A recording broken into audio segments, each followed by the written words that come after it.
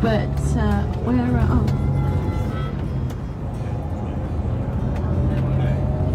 got it. You can see this public and private, although we call private schools public schools just to keep you confused, because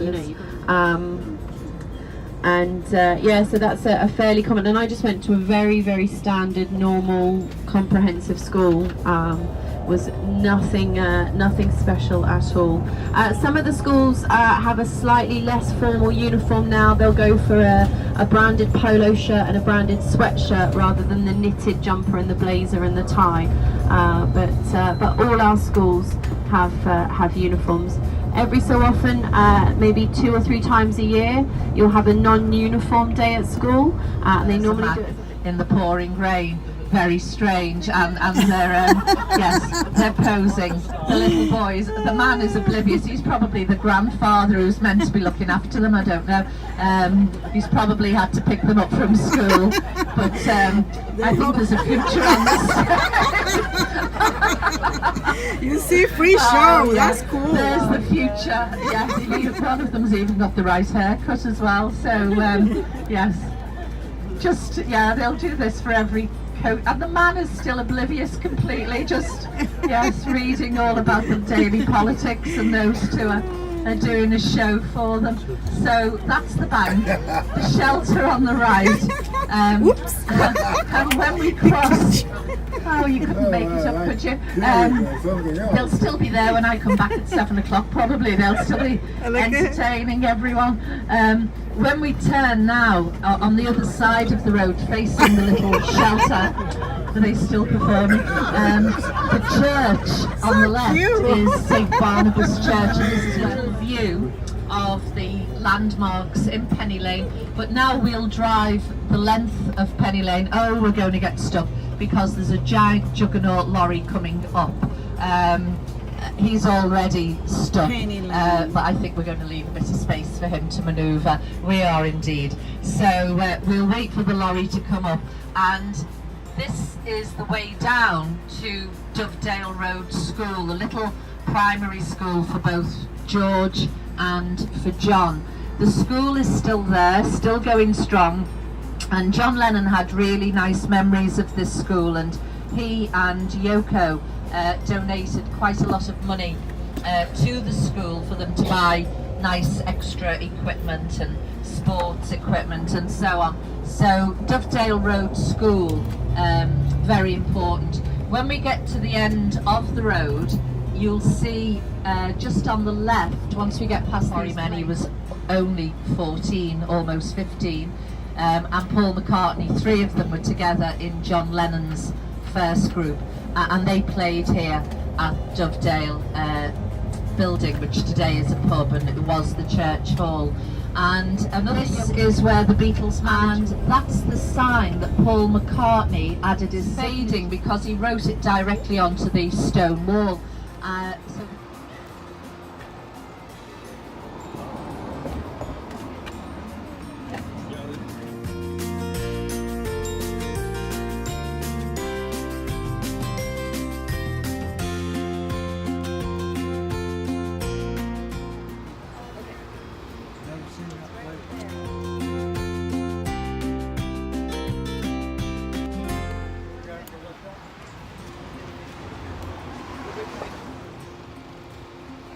Penny Lane.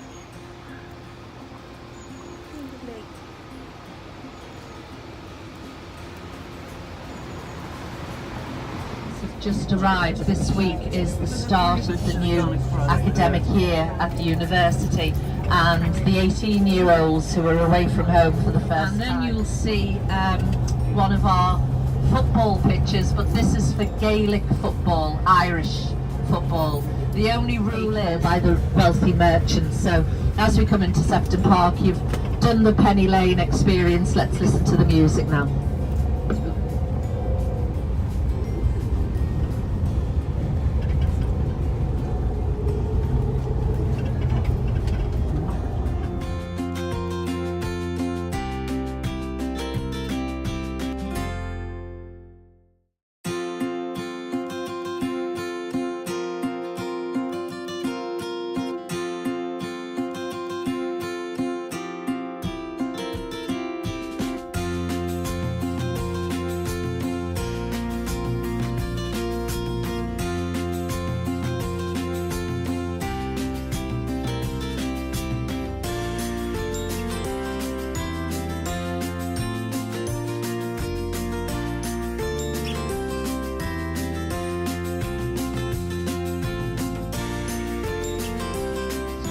John Lennon. Now, the area that we're in now is Toxteth, or Liverpool 8, and this is where Ringo Starr was born, so he had no need to go out to Penny Lane to catch a bus into the city.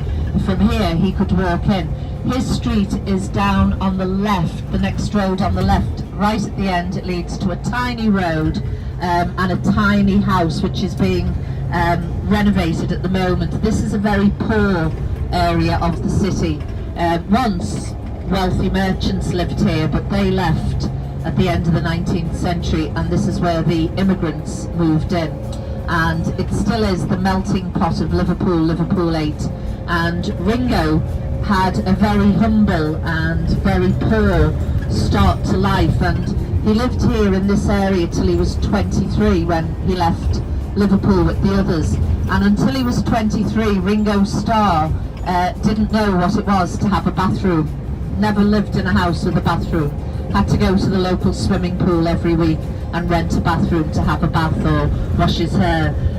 So it was a very, very, very humble start. But he loved Liverpool 8 and wrote one of his solo albums with the title of this area, Liverpool 8. You'll see remnants like the lovely church on the left, which is now just a shell. This was built for the Welsh community.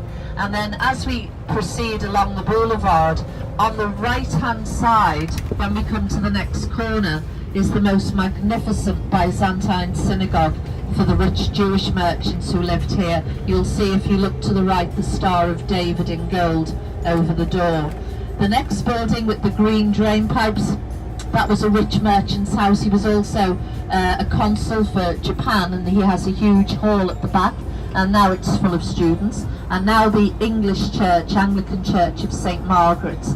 And here on the left is the Greek Orthodox Church of St. Nicholas. Now the rich merchants don't live in this area anymore, but they still come back. So on a Saturday, the Jewish community who worship at the synagogue will return, and on a Sunday the Greeks who live in the area will in the early 19th centuries, when there was a King George on the throne of Britain. And so these houses are 18th and early 19th century. It used to be a very who often use this for filming street scenes that should be in London. It's impossible to film in London, or prohibitively expensive, and so they film here in Liverpool and pretend it's London. And also we've stepped in for Moscow, we've been New York on many an occasion, and only a few weeks ago we were Washington DC. So further down in the city, it was for the new series of The Crown. The Queen goes to Washington in the 1970s, but they couldn't afford the budget, so they turned Liverpool into Washington. Here on the left is the largest cathedral anywhere in Britain, and we're going to pull in illegally, well done, to give you a chance to have a look at it. This is the Anglican Cathedral of Liverpool, built of our local red sandstone. And here on the left, where you see the little green circular tower, this is where the cathedral began in 1904, and